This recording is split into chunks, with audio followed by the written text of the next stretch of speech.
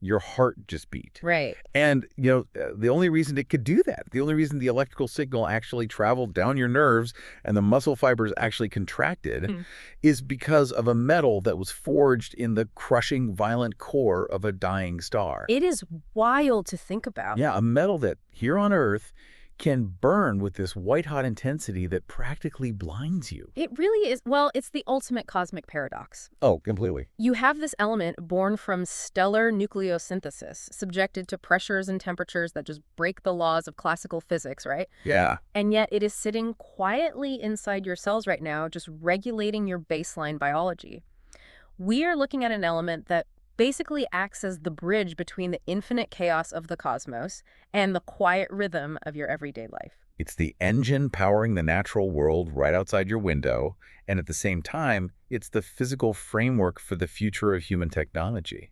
So welcome to today's deep dive. I'm your host, and I'm joined, as always, by a resident expert. Today, we are diving into a really fascinating set of notes titled Magnesium, the stellar architect of life and industry. I am so excited for this one. It's not just a chemistry lesson, it's really a cosmic detective story. Exactly. And just as a reminder, this deep dive is custom tailored just for you, the listener. Our mission today is to extract the ultimate aha moments from these sources without any of the boring information overload. We're doing the heavy lifting so you don't have to. Exactly. So to understand how a blindingly reactive star-forged metal ended up, powering your nervous system in our next generation spacecraft, we have to start with a fundamental mystery. Right. For most of human history, he had literally no idea it was even there. Which is wild when you consider its abundance. I mean, it is the 8th most abundant element in the Earth's crust. Wow, 8? Yeah, and the 3rd most abundant dissolved in seawater. It is everywhere. But our ancestors only knew it through its compounds, right? Precisely. Like, the ancient Greeks noticed certain white minerals in the Magnesia region, which, by the way, is where the name magnesium actually comes from. Oh, that makes sense. Yeah, and later on, people discovered Epsom salts, which is magnesium sulfate, and they realized it had these profound healing and soothing properties. But the metal itself, the pure element, It's just completely invisible. completely invisible. Okay, let's unpack this. Because understanding why the pure metal was hidden is like the skeleton key to everything else we were going to talk about today. It really is. It all comes down to atomic structure. So magnesium is element number 12 on the periodic table. It's an alkaline earth metal. But the defining characteristic, according to the sources, is that it has exactly 2 outer valence electrons. Right, it's highly electropositive. Yeah, and the way I like to think about those 2 electrons is imagine a person with 2 eagerly outstretched hands constantly looking to grab onto or react with anyone walking by.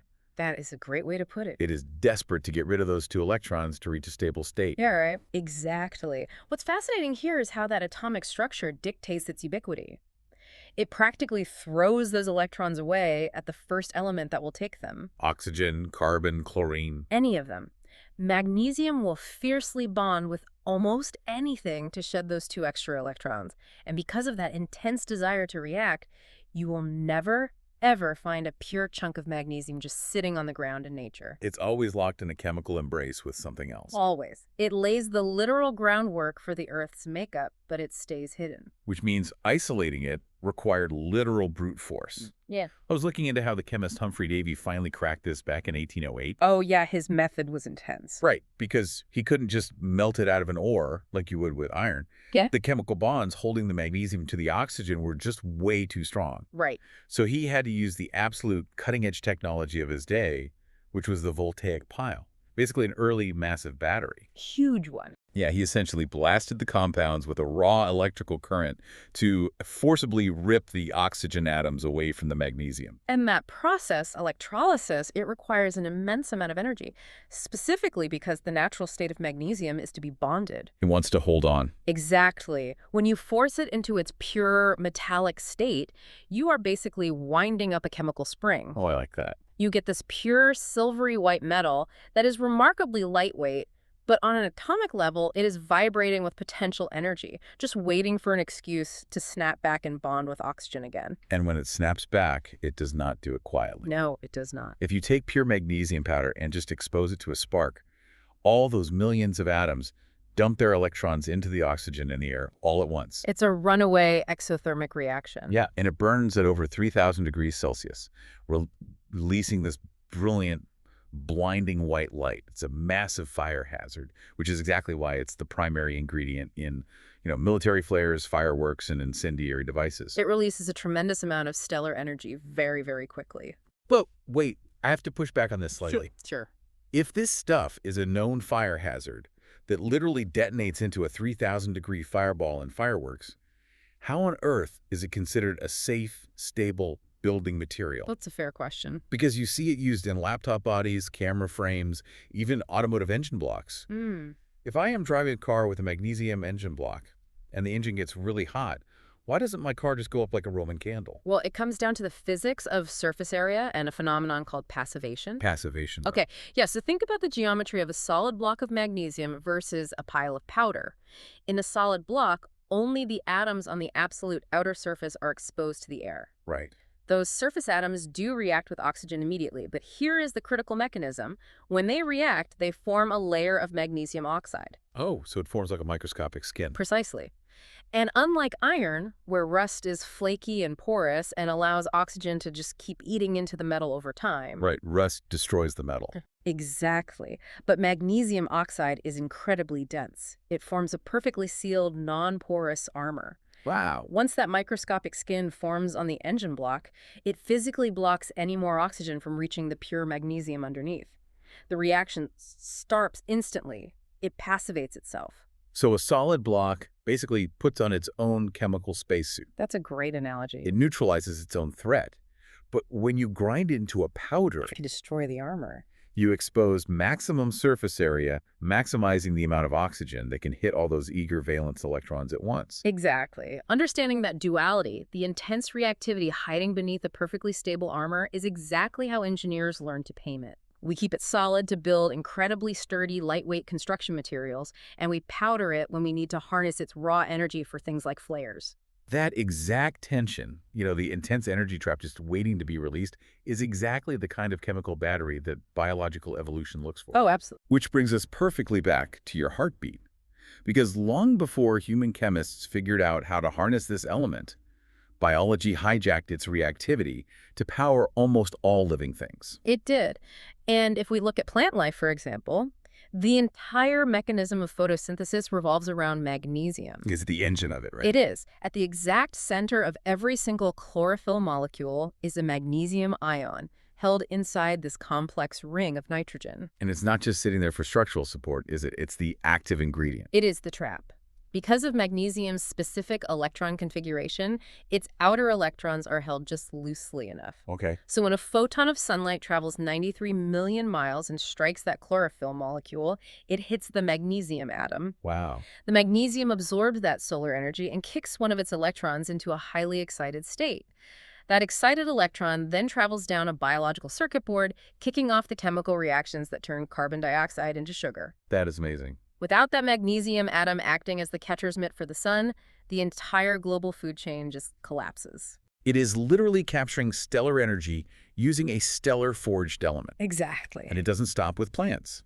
In human biology, magnesium drives DNA synthesis, protein synthesis, and it's the anchor for ATP adenosine triphosphate. Right, the cellular energy currents. Yeah, the absolute fundamental unit of cellular energy in our bodies.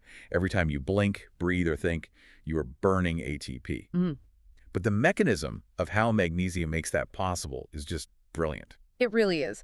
So ATP is essentially a microscopic, highly compressed spring. Okay. It has a tail made of 3 phosphate groups. Now, phosphates have a negative electrical charge. Right. And negatives repel. Exactly. If you have ever tried to push the negative ends of 2 magnets together, you know they repel each other violently. ATP crams 3 of these negatively charged groups right next to each other. They desperately want to blow apart. So it's a super volatile molecule just waiting to snap. Yes. And if it snapped randomly, your cells would just waste the energy as heat. This is where magnesium steps in. The magnesium ion in your body has a strong positive charge. Remember those 2 electrons it gave away? Right, the 2 outstretched hands. Exactly. Because it's a 2+ liquefaction, it slides right in between those negatively charged phosphate groups. Its positive charge acts like chemical superglue. neutralizing the repulsion and holding the compressed spring of ATP together. Until the body needs it. Exactly, until a specific cellular enzyme triggers it to release the energy exactly where and when your body needs it. So without magnesium, ATP is just too unstable to exist. You can't store energy, your nerves can't fire, your muscles can't contract. You literally cannot live. You'd be dead instantly. Which perfectly explains why maintaining that exact balance of magnesium in our diet is so critical. If you drop into deficiency, you aren't just feeling tired. You are fundamentally disrupting your cellular energy grid. That's a great way to phrase it. But here's where it gets really interesting on the medical side. Oh, the implants. Yes. We are looking at biodegradable surgical implants. Yeah. I want you, the listener, to really think about this for a second. We take a metal that we just established, powers our cells and can burn at 3,000 degrees in a flare, and orthopedic surgeons are purposely machining it into screws and plates. Right. They are putting it inside the human body to hold shattered bones together, specifically because it will safely dissolve away. Isn't that wild? It is an absolute masterclass in applied chemistry. Yeah. If we connect this to the bigger picture, the same chemical reactivity that makes it dissolve in acids allows it to safely break down in the body. Right, because the body is basically an active chemical environment. Exactly. Yeah. The human body is slightly acidic. We mentioned earlier that magnesium desperately wants to react. So when a surgeon uses a magnesium alloy pin, the bodily fluids just act as an electrolyte. Okay. The magnesium slowly undergoes a process called galvanic corrosion. So it's reacting with the water and the acids in our blood. It's trying to dump those two electrons again. Correct. Over the course of months, the metal slowly breaks down at the molecular level. But here's the genius part. Yeah? Because the breakdown product is just magnesium ions, and your body actively needs magnesium to synthesize bone tissue and manage ATP, the dissolving implant actually feeds the surrounding bone as it heals. That is just incredible. The pin slowly vanishes, the bone heals stronger, and the patient never needs a second surgery to remove the hardware. The implant literally becomes part of the healed bone. It's brilliant. Life literally revolves around magnesium, from the green of the leaves outside your window to the firing of your nerves as you hear this very sentence. It is foundational. And since nature successfully used magnesium's lightweight strength and energy capabilities to build trees and human bodies, humanity is now copying nature's blueprint to build the technology of tomorrow. Right. We're moving our focus to the sky. Aerospace alloys, automotive components, lightweight spacecraft structures. Well, it all comes back to that strength-to-weight ratio we talked about. Magnesium is 33% lighter than aluminum and 75% lighter than steel. 75%, wow. Yes, but it maintains phenomenal structural integrity. And when you are engineering aircraft or building a satellite, mass is your ultimate enemy. Right, because fuel is heavy.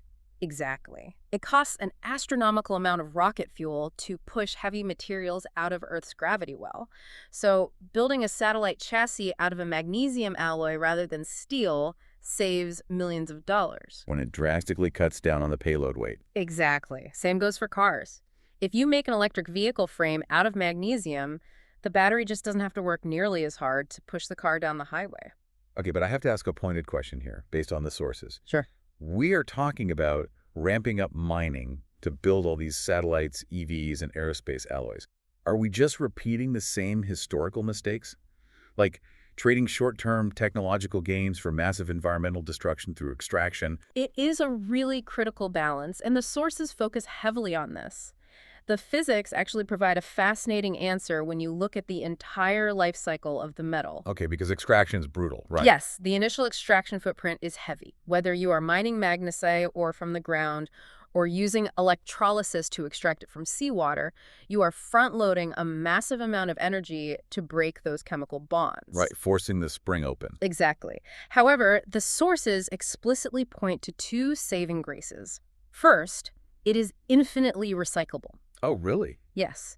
Once you expend the energy to create pure magnesium, melting it down and recycling those magnesium alloys takes only a fraction of the original energy. You don't have to break the chemical bonds a second time. You just had to heat up the metal you already have. Exactly, Yeah. which is a core pillar of sustainable manufacturing. Second, the energy savings over the operational life of the vehicle completely dwarf the extraction cost. How so? If an EV frame is hundreds of pounds lighter because it uses magnesium alloys instead of steel, the amount of electricity saved from the grid over 10 years of driving is massive. Oh, that makes sense. It creates a net positive environmental impact. The initial energy debt is paid off rapidly by the sheer physics of moving less mass. It actually makes it a cornerstone of green technology. Okay, that's fascinating. And the horizon of this goes far beyond just building lighter car frames. The frontier right now, according to the deep dive notes, is actually replacing the batteries themselves. Oh, magnesium batteries, yes. We've been heavily reliant on lithium-ion batteries for decades, but the physical limits of lithium are starting to show. So now scientists are looking closely at magnesium batteries. And this goes right back to the atomic structure we discussed at the very beginning. The two hands. Exactly. Lithium has one valence electron. When a lithium battery discharges, each lithium atom moves across the battery and delivers exactly one electron of electrical current. It is a monovalent charge carrier. But magnesium has two valence electrons. Precisely. Magnesium is divalent. When a magnesium ion moves across a battery, it delivers two electrons. Wow. Theoretically, in the exact same physical footprint as a lithium battery, a magnesium battery could carry twice the electrical charge. You are doubling the volumetric capacity. So my phone battery could last twice as long without making the phone any thicker. Exactly. Or an EV could drive twice as far on a single charge. Yeah. And there's a safety component too, isn't there? Because I know lithium batteries have a notorious habit of forming dendrites. Yes, they do. Those little microscopic metallic spikes that grow inside the battery over time, and they eventually pierce the separator and cause a short circuit. That's how you get those terrifying battery fires. Right, thermal runaway. Lithium naturally deposits in these spiky, uneven formations as the battery cycles, but magnesium, due to the different ways its ions interact with the electrolyte, tends to deposit much more smoothly. Oh, so it lays down flat. It lays down flat. It doesn't form those dangerous dendrites.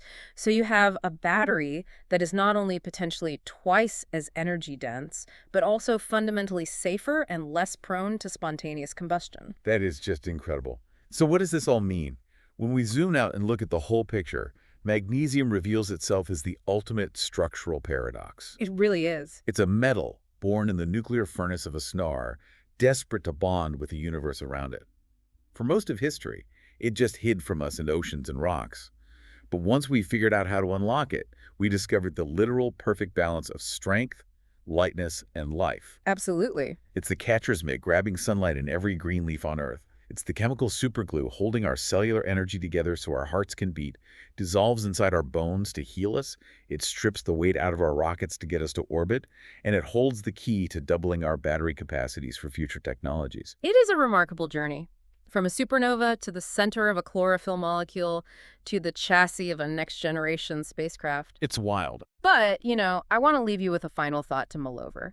Since magnesium proves that biology has been using this highly efficient, totally recyclable stellar energy via ATP and chlorophyll for billions of years. Right, plants mastered this eons ago. Exactly.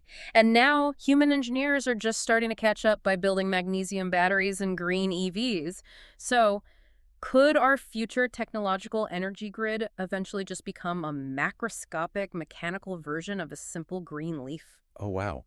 We aren't inventing a new way to power the world. We are just scaling up the exact same chemical machinery that a tree uses to grow. Exactly. We're just finally learning how to read the blueprints. Or just building a mechanical forest. That is an incredible, mind-bending thought to end on. Thank you so much for joining us on this deep dive. To everyone listening, keep looking closely at the world around you, keep asking questions, and keep exploring.